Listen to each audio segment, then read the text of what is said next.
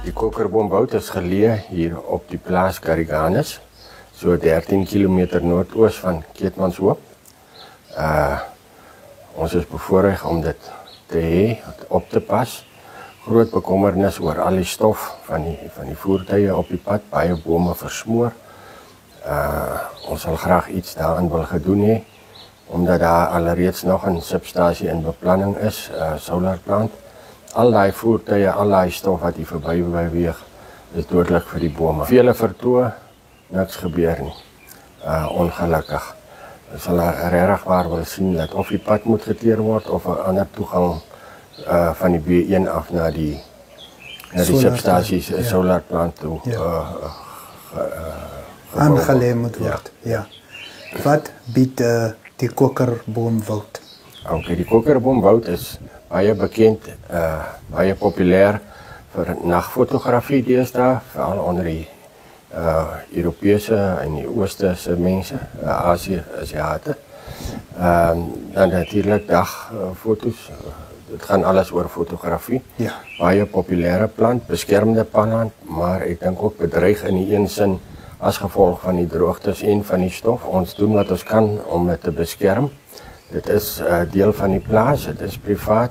Daarom is daar beheerde ingang of toegang na die woud en na die Giants Playground. Ons beheer dit.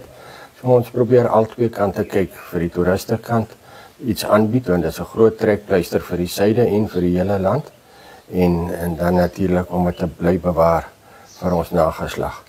Bied u akkommodasie hierin?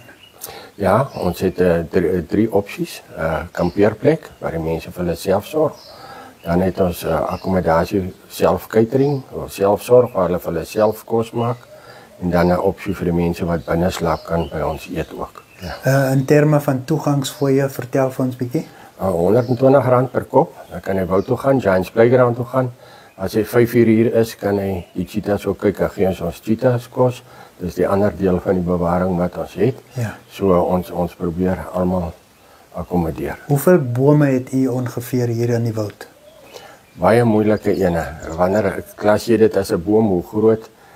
30 cm, 2 cm, maar so 200-300 bome, maar laas jaar het ons baie bome verloor as gevolg van hierdie stof. Ja. As jy self daar kyk, as jy daar ry na Giants Playground se kant kyk, die eerste 50 meter links en regs van die pad is waar die bome doodgaan. Ja. Direkte invloed van die stof daar. Niemand kan daar oorstry nie. Sure. En ongelukkig word daar niks daaromtrent gedoen. Hoe oud is hierdie bome? Die oudste ene hier by u? Baie moeilik om te sê. Die eerste of opgetekende goed sien ek by Stellenbosch Universiteit. Is in die 40 jare alreeds gedoen. Stellenbosch Universiteit kom nog so dan en wanneer om te sien hoe oud haal die bome. Baie moeilik om 'n ouderdom te bepaal, want daar is nie definitiewe jaringe nie. Dit is veselagtig binnekant, so hy maak basies 'n groeiring. En jy weet mos nou in die suide is die reën mos nou nie so elke jaar definitief nie, of baie min. Dan stagneer die boom, veral kritiek vir die klein boontjies om te oorleef. Groter bome het die storingskapasiteit en natuurlik nog die klipankering is essensieel teen die winde. Ja. Dit is waarom jy dit maar meer op hierdie dolerietgesteente sien hier in die hele omgewing, nie net by ons nie, maar dit is 'n unieke boom van die suide vir die suide. Daar sê. In terme van die cheetahs, hoeveel het julle? Ons het net 2 katte, 2 cheetahs, 2 mannetjies, 2 broers.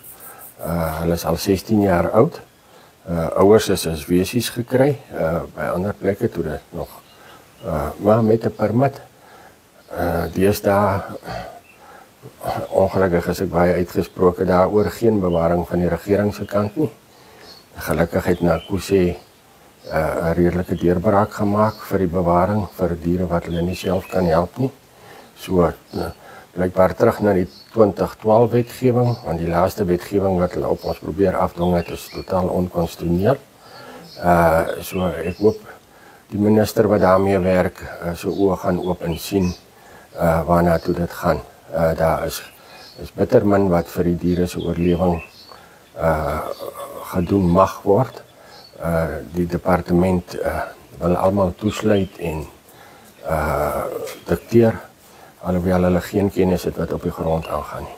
minimum kennis. Okay. So die bewaring vir alle diere van 'n muis tot 'n olifant sal definitief groot aandag moet kry.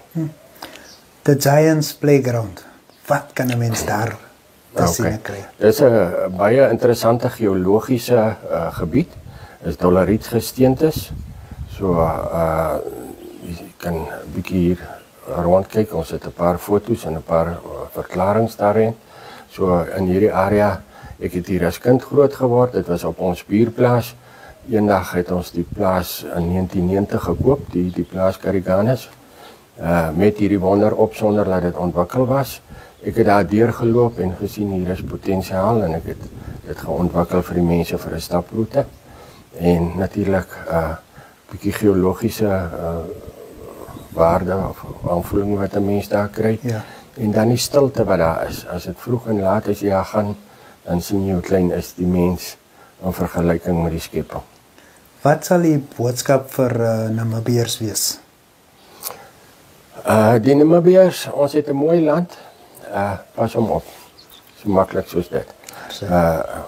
Ons is dankbaar vir elke toerist wat daar kom, maar daar moet ook iets teruggeploeg word vir die bewaring van ons hulpbronne en vir die besienswaardighede.